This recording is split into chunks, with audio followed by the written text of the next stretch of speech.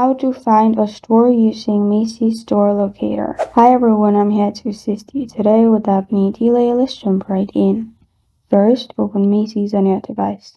Here, click on Your Store at the top right.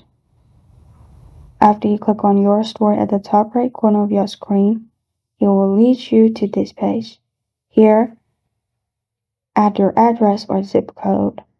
Then, after that, you'll find all the stores near you. You can scroll through it, look at its store hours when it's open, and you can also click on Set as My Store to add in the pickup section of your account. And after you do that, you're good to go. This is how to find a store using Macy's Store Locator. Thank you for joining me today. If this video helps you out, please leave a like and subscribe for more. Got a question or want to suggest a topic? Comment below. Thank you for watching.